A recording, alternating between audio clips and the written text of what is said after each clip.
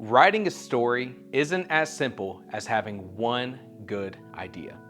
Now, this idea may be great. It may get the ball rolling. It may start you down a path that leads to a great story, realistic characters, a finished book.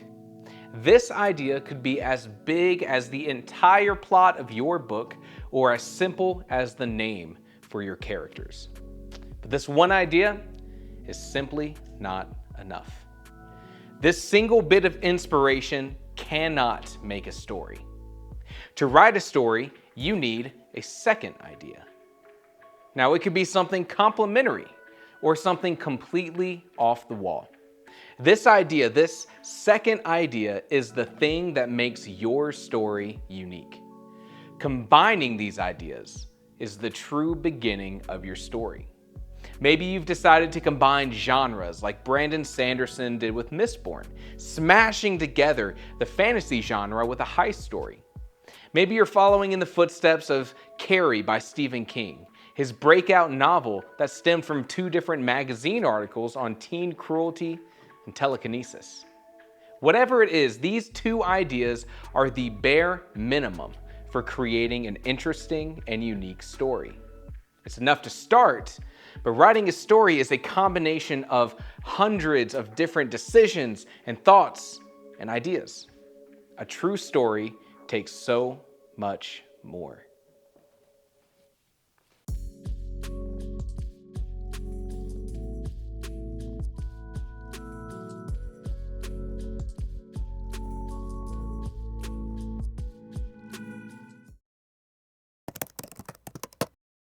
If you clicked on this video, then you're looking for tips on how to find ideas and create stories out of them.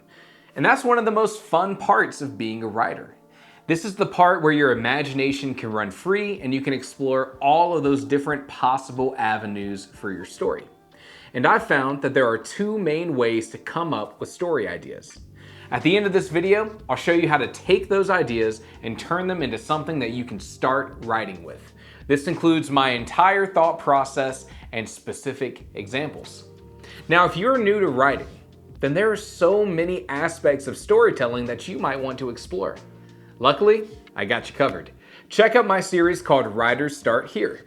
It explores every part of writing a story, from how to develop a plot to naming characters and so much more. Click on this card or follow the link in the description, and if you want to become a better writer, no matter your current level of experience, subscribe and join our growing community of writers. Inspiration. The first method of coming up with story ideas is called inspiration. When it comes to story ideas, where do you get them from? Where do you find that first spark of inspiration that can be developed into a bigger story? The short answer? Consume. That was weird. The longer answer is to allow yourself to explore. The main way that writers get inspiration for stories is to search for new knowledge, new media, new ideas that strike a chord with you. This is a passive way to creating stories. An example of this is Tress of the Emerald Sea by Brandon Sanderson. A huge part of this world was inspired by a scientific phenomenon called fluidization. I think that's how you pronounce it. When air is pulsed through a medium like sand, it behaves like a fluid. And Sanderson saw this and imagined oceans of sand that ships sailed through, and he developed a story with that as its major concept, a defining trait of the world that his characters would live in. This is inspiration. This is finding ideas in the things that you encounter around you. And one of the coolest things about being a writer is that you can see things like this as more than they are. Sanderson saw this fluidization and used that as his stepping stone into a whole new world. You can do that too. This is the kind of storytelling born out of looking down a deep, dimly lit tunnel and imagining what's on the other side. What lives in the shadows? Is it a monster or a portal to another world? Inspiration can strike from anything that you encounter, but you have to be open to viewing it in a different light. What is the craziest combination of ideas that you've ever seen in a story? Do you know any stories that seem to just have been born from multiple random ideas? I once read a book called Summerland by Michael Chabon, and it was a combination of Little League Baseball, world hopping, parallel dimensions, and literally fighting the devil to save the world. So if you have a story that seems like a crazier collection of ideas than that, leave it in the comments below. But as we saw in the introduction, one spark of inspiration isn't enough. This kind of storytelling and development of ideas happens when you take different ideas and you start smashing them together. Keep your eyes open and your mind open and try to find interesting ideas in the world around you. Iteration. The second kind of storytelling is iteration. And let me repeat a fact that you may have heard in some of my other videos. It is completely okay to get ideas for your stories from other stories.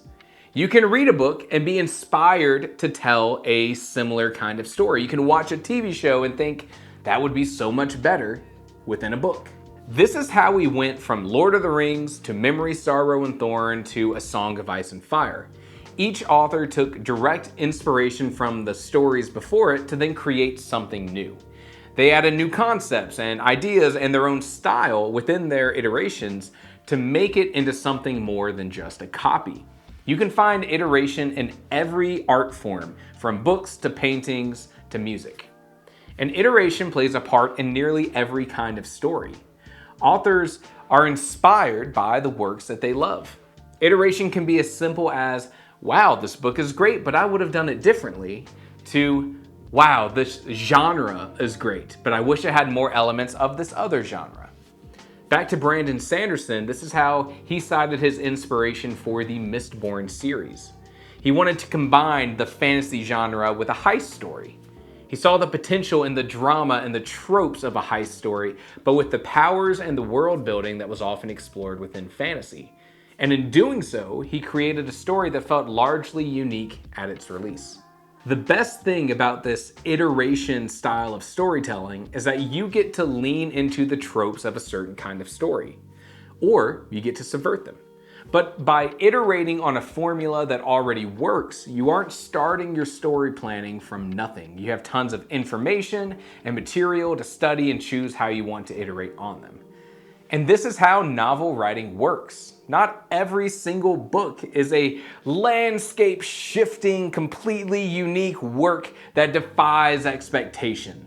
You can choose to write that book by all means, but people also want to read new ideas that work alongside something they're already familiar with. And that's why we get these huge trends in the literary world. People find a story that they love and they want to see it thoroughly explored. How many books did Twilight inspire? The Hunger Games, A Court of Thorn and Roses, Game of Thrones, right? How do you come up with stories? Do you have any tips or tricks that you want to share with others? Leave a comment below. We always have great conversations down there and we'd love for you to join in. Hey, while you're down there, subscribe. Ideas to stories. The process of turning those ideas into stories that are ready to write is one that is developed over time and can change from person to person. But maybe I can set you down the right path. And remember, writing advice is just that. It's advice. If you already have a method that works for you, then be picky about it. Don't change something that works based on one video that you saw online. It's your writing process. A story is composed of plot, characters, and setting. Now, before you write in the comments below about how the theme is an important part of your story as well, remember what we've covered in our past 2 videos on writing advice books. I agree with Stephen King, Anne Lamott, and John Gardner that theme is an important part of your story, but it comes after your story. Create your story, write your draft, and then nudge your story into the direction of the theme that you've discovered within that story. Okay, let's get into details. When developing a story idea, beginning writers may think that you choose one of these important areas, plot, setting, or characters, and you start there. You fully develop one area and then you go to another. But that's not the case. Let's talk about it like this, and I'll even use a specific example. As I go through this process and I talk about details, I want you to think about your own story. And let's go somewhere more interesting. All right. Pretend this is a window. Here is our story. But you can tell it's a little blurry. And looking out this window, I can just make out the shapes of what my story is. And planning your story is like wiping away at this window to slowly reveal the vision of what lies beyond. Your first step towards a clearer vision may be the goal of your story. I want to write a cozy fantasy book that really features dogs. There need to be more dogs in fantasy. And if dogs were more involved in a fantasy setting, I would want them to talk. And like with any story centered around dogs, I want to make the reader fall in love with them and then cry. I like to start with a goal, an overarching mission or vision that I want my story to accomplish. It can be as specific or vague as you want it to be, but once I've figured that out, then I can think about more specific details. What kind of plot and setting and characters would exist within a story like this? Well, not every book needs to put a large amount of focus into all 3 points.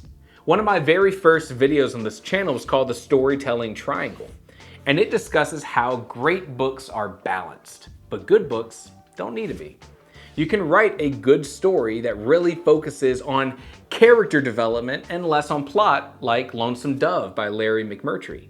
You can write a good story that really focuses on plot and hardly focuses on characters, like Sphere by Michael Crichton. With our vision here, I don't necessarily want to focus so much on the setting, but on the plot and the characters. These are the 2 elements that I really need to achieve my goal for this story. I want readers to fall in love with the characters, and I want the plot to put the characters through high moments and low moments. So because of this, maybe I want to come up with a simple vision for my setting and just give myself a place to start. Traditional fantasy, castles, farms, rolling green hills, nothing new, nothing fancy. As I continue developing the plot and the characters, I can iterate on this setting to make it more unique. What kind of characters would live in this world, and what kind of characters would work in a cozy fantasy story? Cozy fantasy lends itself to a focus on the day-to-day life and lower stakes. I also need to think about what kind of characters would be able to serve this story well. And this is where you can really help yourself out. When planning a story, you need to make conscious decisions on what gives you the most options as a writer. If you plan a story about a character who's the last person on Earth, then you don't give yourself a lot of room to explore character interactions within your story. You don't give yourself as much opportunity to create strong dialogue because of how you've planned that story out. The planning that you do at this stage needs to serve the story, but also serve you as the author. The plans that you make here are going to dictate how much freedom that you have as a writer in your story. When I think of cozy, I think of a humble cottage on a farm with animals lounging around and a secluded lifestyle. And this driving thought helps inform both my characters and their immediate surroundings. I want my main characters to be a supportive, realistic married couple, because I feel like that's not represented enough in the books that I read. And I want the dogs that come to this farm to have plenty of interactions with the farm animals and the nature around them. Each decision that I'm making here helps the vision of my story become a bit clearer. There's a silhouette here of some characters, but what kind of conflict are they going to go through? A story, even cozy fantasy, is nothing without plot. One thing that I like to do when figuring out the more specific details for my story is a total brain dump. I know that I have some specific details hidden up here in the noggin, and I found that the best way to get started with those specific details is just to let everything out. I like to start writing a synopsis of the story, and I don't put any extra thought into it. I just start writing and I see where it goes. Imagine that you're writing like the Wikipedia plot synopsis to your story. It includes character names, maybe some specific plot points or challenges that the characters face, and more. And I've done this for stories where the brain dump comes out to like 1,000 or 2,000 words, and I've done this for stories where the brain dump is just a paragraph. You just put your head down and you write and you see what happens. The information that you put down here is just giving you a starting point. You will change all of the details time and time again as you continue to develop your story. The brain dump will give you more direction. It makes the vision of your story that much more clear. You use this as the jumping off point to more planning. You can keep refining your setting and your characters, but let's talk about plot. Your brain dump likely gave you a rough outline of like the starting point of your story, the inciting incident, some sort of conflict, and if you're lucky, even a resolution. And if you didn't end up with all that, then that's okay. At this point, I like to take what I have and start looking at plot frameworks. Check out these videos if you want to learn more about plot frameworks. There are a ton of different ones for all kinds of different stories, so find the one that works for you. I went with Dan Harmon's Story Circle, which is a great general purpose framework. And then I sat down and I took my brain dump and I started to expand on it within each of these segments of the framework. Doing this also helped me understand who my main characters needed to be. What personality traits and qualities would they need to fit within this plot to really make it all work? What sort of flaws or strengths would you find in these characters that would lend themselves to the conflict of the story? And here you can really see how the plot influences how I make my characters. At this point, your vision of your story should start showing itself. Things should be getting clearer and clearer. And you can keep wiping away at that window until the details become crystal clear. But at some point, you just need to write. And I always say, start writing with a proto draft, not a first draft. Check out this video. I think it's the most important video that I've made on this channel to date. It completely changed my writing process. In fact, hey, look here. This is the proto draft for my upcoming novella, Starlight Farm's Kennel for Talking Dogs, coming this summer. How about that? As you write your proto draft, give yourself permission to break your framework. As you write, you figure out what works and what doesn't work for your characters and your setting and your plot. I mean, you're gonna spend dozens or even hundreds of hours within this world, and you're gonna come to know it so much better. Writing a proto draft allows you to explore this world and understand it better before you create that first official draft. And that's it. And I know it doesn't seem like it, but this is kind of like the short version of how I plan my writing. With the release of Starlight Farm's Kennel for Talking Dogs, I'm rolling out a 4-part series that completely covers how I planned the story, how I wrote the story, how I edited the story, and then finally how I published it. I'm also offering a free story breakdown, which is like an even more in-depth look at the writing process for this novella. More details to come. How do you write stories? How do you come up with ideas? This has all just been my approach, and I'd love to hear yours. Look down in the comments below to join in on the conversation and like this video for more content like this. Join our community today and help yourself become a better, stronger writer. And as always, thank you for watching.